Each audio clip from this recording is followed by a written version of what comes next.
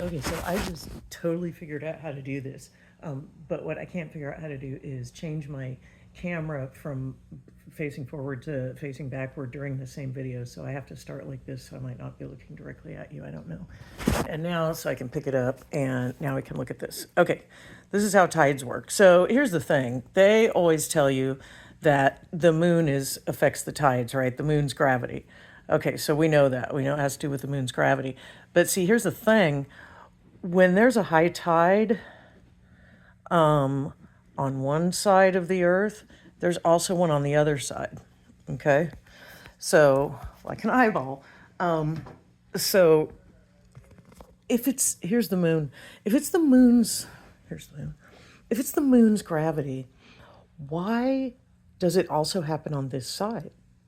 And then it's just like nobody really explains that. And you kind of think that in your head at one point in your life, and you're like, well, that doesn't make sense. But because it doesn't fit in anywhere, you just sort of disregard it and say, well, science explains it or something. So this is the science.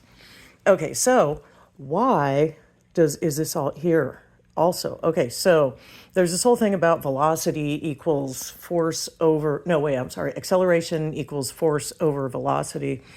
Basically what it means is that, you know how gravity, some things have like stronger gravity, but gravity as a force is always the same. That's the way you can drop, it's gonna like drop a baby and a feather at the same time. Anyways, well, you could, everything falls at the same rate. Okay. So here's the moon. So this is what actually happens. So it's true. So, here's the earth, and this is the ocean around it, by the way. I don't know if I explained that, or you just thought it was an eyeball. Okay. Okay. This here represents the ocean around the Earth's ocean. Okay. I may not have explained that. I'm not sure how that's going to come across. All right, so here's the moon, and the moon's cruising around here, and it's here, and so it exerts a pull, as well as the earth exerts a pull.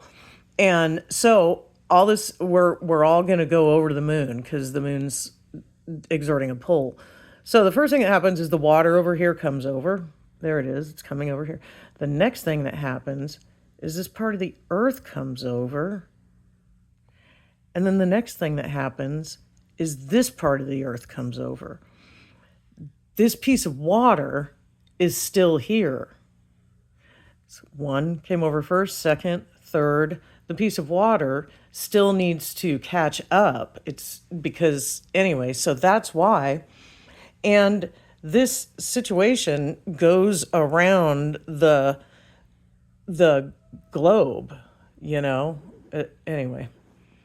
So that's how that works. I just thought that was fascinating. So, yay.